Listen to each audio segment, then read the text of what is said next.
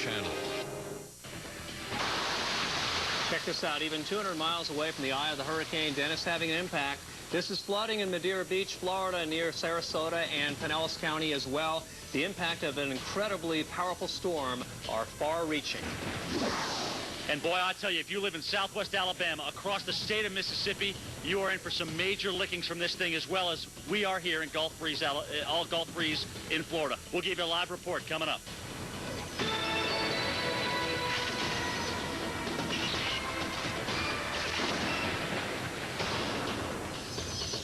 All right, welcome to our storm alert coverage here of Hurricane Dennis on the Weather Channel. Bill Keneally, I'm Stephanie Abrams, and we have a lot to talk about here.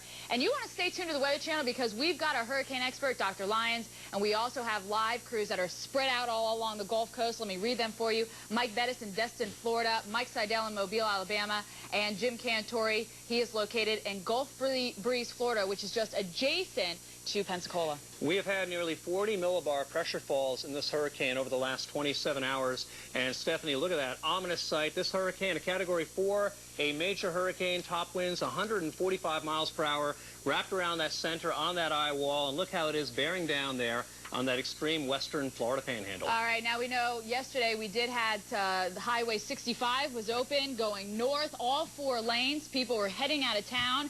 Now, what is I-10 looking like? That's what we are wondering. Well, we are going to head to Mike Seidel, who's in Mobile, Alabama, first, and then we'll catch up with Jim Cantori after that, who's in Gulf Breeze, Florida. So, Mike, I want to know, are the highways clogged? Are people trying to get out now? And I'm also worried about those bridges being closed down.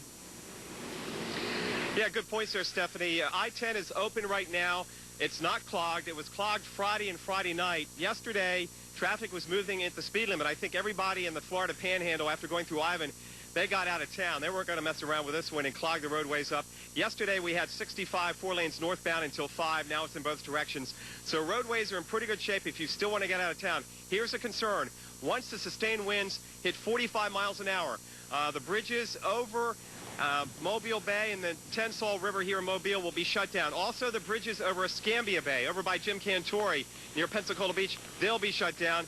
Already in Mobile, the Bankhead Tunnel has been closed. That was as of 1 o'clock yesterday, but you can still get through Mobile. I-10, the tunnels which take I-10 under Mobile Bay are open. We have no information on those being closed even during the storm. But again, those bridges over I-10 will be shut down at Escambia Bay, Mobile Bay, when the winds, sustained winds, reach 45 miles an hour. Sky Tracker is showing you what we've got going. We've got a tornado watch. We've got a hurricane warning all the way inland, and we have a flash flood watch. Heavy rainfalls, 5, 6, 7, 8 inches expected. Heck, we had 5 inches in 2 hours from Cindy just the other day. These squalls wrapping in from the east and south. You can see the bright colors as they come in. The winds pick up, and then the winds kind of stay up behind each band. So watch those as they roll from Fort Walton, Destin to Pensacola Beach, over here into Baldwin and Mobile counties. Again, the big question right now, where does the center make landfall? Baldwin County, Mobile Bay, or over by Jim Cantori in Pensacola Beach? Let's go over there right now. Jim, we just checked Sky Tracker, and some serious rain bands rolling your way into Gulf Breeze. You're about a mile inland. What are you seeing right now with those bands? Well, we're getting it, Mike. I mean, we got rainfall here, about a ½ inch to 3/4 of an inch an hour. But what I think people need to understand, too, is each one of these rain bands that come in is going to unleash stronger and stronger winds. So we're going to get up to 40 possibly in gusts here. We're going to get up to 45 miles an hour, 50, 60, and eventually toward hurricane force, possibly just after noon today, local time. So if you are going to leave, all right, and you don't feel safe in your place, you need to do that right now, because once those winds start gusting to 74, you're talking about power lines coming down. You're talking about trees coming down on the roads, and now you're trapped out there.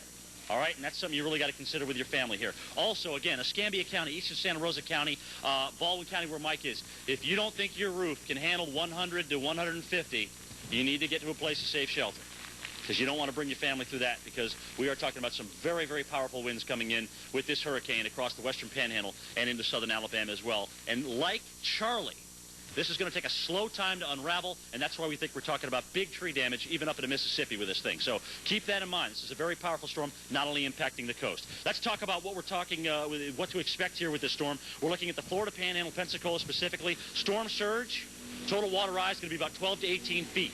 All right, waves 25 to 35 feet. We're seeing them already around 25 feet at the end of the pier. And we'll have some pictures of that for you in just a moment. And we're talking about later on this afternoon, basically from 2 o'clock on to 9 o'clock tonight, major structural damage, power outages, and certainly the worst of this thing. So we've got Ivan, all right? The big question is it going to come in the same spot, and could it be worse? Well, right now it's a Category 5, or a Category 4, and it is worse. Unbelievable, guys. Unbelievable here, 10 months later, that we are dealing with another storm of this magnitude. Back to you, Bill. Well, you know, Jim, here I am. I feel like I'm mother hen kind of the storm team. I always worry about everyone. I know it's scary when you're out there. And I always call everyone, are you okay? What are you doing? Are you okay? Bill, you know what it's like, too. And I tell you what, Jim, you're out there on a peninsula, I guess. Gulf breeze would be, what are your options if you have to get out of there in a hurry? Right, we are only a mile from shore, guys, and by the way, Steph, we appreciate your thoughts, honey. You're a sweetheart. We're talking about a peninsula here that we have an escape route on 98 eventually. Can't get over any of the bridges, as Mike was talking about, but we are at the hospital here in Gulf Breeze. Not only are these people absolutely wonderful to us, but this is a safe structure. It is hurricane-proof. Windows, 150 miles an hour. We're talking about pure concrete here. So we have a place to get out of harm's way, only 25 feet from where I'm standing right now. So we're feeling good about it. We'll bring you signals and shots as long as we can get them up, folks. And that's what we're looking at here. A dangerous storm, and we're going to update you all morning on this one. Stick around, everybody.